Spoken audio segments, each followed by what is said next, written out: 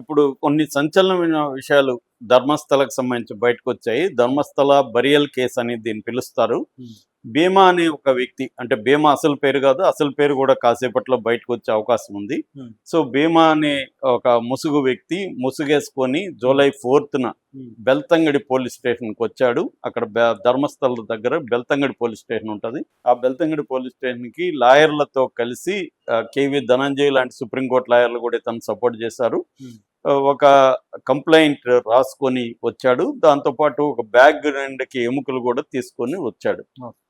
4న అతను వచ్చినప్పుడు కంప్లెయింట్ తీసుకున్నారు పోలీసులు. దాని తర్వాత అతన్ని మేజిస్ట్రేట్ ముందు 10న ప్రవేశపెట్టారు. 10న మేజిస్ట్రేట్ ముందు అతని వాంగ్మూలం కూడా ఇచ్చారు. హ్మ్. ఆ వాంగ్మూలం 164 సిఆర్పిసి వాంగ్మూలం అంటారు. ఆ వాంగ్మూలం ప్రకారం అతను ఏం చెప్పాడంటే, నేను 1994 నుంచి 2015 వరకు మొత్తం 19 ఇయర్స్ హ్మ్.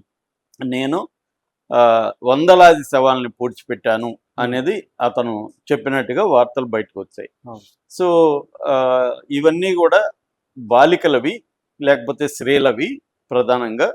నేను మొదట్లో అవి ఆత్మహత్య చేసుకున్న స్త్రీలవని అనుకున్నాను. కానీ తర్వాత చూసినప్పుడు గాయాలున్నాయి. కొంతమంది మీద లైంగికంగా అత్యాచారం చేసినట్టు ఉన్నాయి. కొన్ని న్యూడ్ బాడీస్‌ని చేశాను. ఒక స్కూల్ గర్ల్‌ని బ్యాగ్‌తో సహా చేశాను. కొంతమంది మెడ కోసేసినట్టు ఆధారాలు కనిపించాయి. కొంతమందికి యాసిడ్ పోసినట్టు ఆధారాలున్నాయి. హ్మ్. కొంతమందిని కుర్చీలో కూర్చోబెట్టుకొని కట్టేసి టార్చర్ చేసినట్టుగా ఆధారాలున్నాయి హ్మ్. అనేది అతను చెప్పాడు. దాంట్లోనే ఇది ఒకవేళ ఫాల్స్ కంప్లెయింట్ అయితే నాకు ఎటువంటి శిక్ష పడతదనే విషయం మీద కూడా నాకు క్లారిటీ ఉందనేది కూడా దాంట్లో రాశాడు. హ్మ్. సో, మేజిస్ట్రేట్ ముందు కూడా చెప్పడంతో ఒక్కసారిగా మీడియా హ్మ్. న్యూస్ మింట్ లాంటివి అక్కడే కూర్చొని డైలీ రిపోర్టింగ్ చేయడం. అవును. మొత్తం యూట్యూబ్ ఛానళ్ళు, మొత్తం మీడియా అంతా కూడా దాని మీద ఇది రావడం. అక్కడ కొంతమంది యాక్టివిస్టులు కూడా ఉద్యమాలు మొదలుపెట్టడం హ్మ్.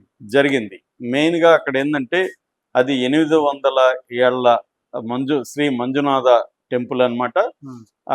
ఆ టెంపులు హిందూ టెంపులు, శైవ టెంపులు. కానీ హ్మ్. దాంట్లో ఉండే పూజారులేమో వైష్ణవ పూజారులుంటారు. హ్మ్. దాని ధర్మ ఆహ్, కర్త హ్మ్. ముందు నుంచి కూడా జైనులు.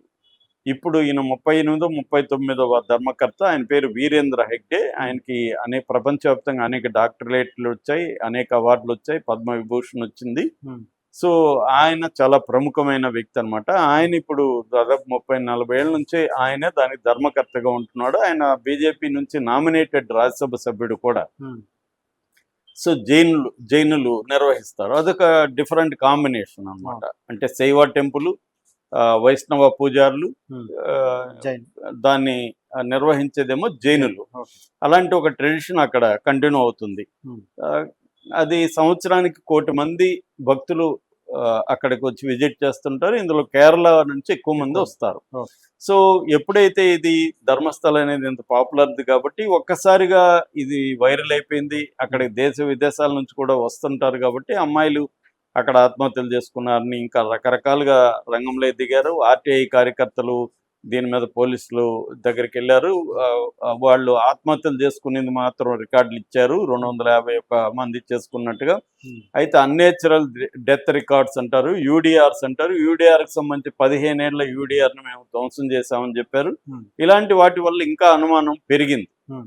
సో, పెరిగినప్పుడు ఇంకా సిద్ధరామయ్య ప్రభుత్వం సిట్టేసింది. హ్మ్. సిట్టేసినప్పుడు ప్రణబ్ మొహంతి అనే డీజీపీ ఆధ్వర్యంలో సిట్టేశారు. సిట్టు సీరియస్‌గా రంగంలోకి దిగింది. 20వ తేదీ సిట్టేశారు. ఇతనొచ్చింది ఇప్పుడు జూలై 14. 4.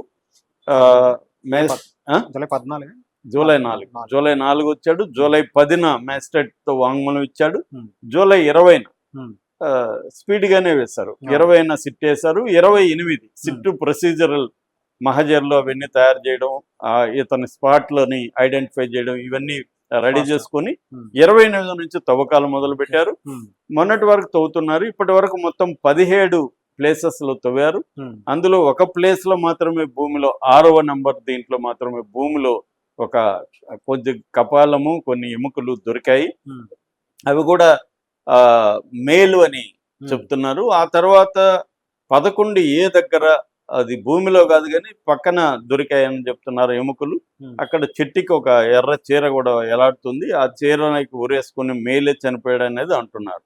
అంటే ఇప్పటి వరకు 17 చోట్ల తవ్వితే ఎక్కడ కూడా ఫిమేల్ ఎముకలు కానీ ఫిమేల్ స్కల్ కానీ దొరకలేదు.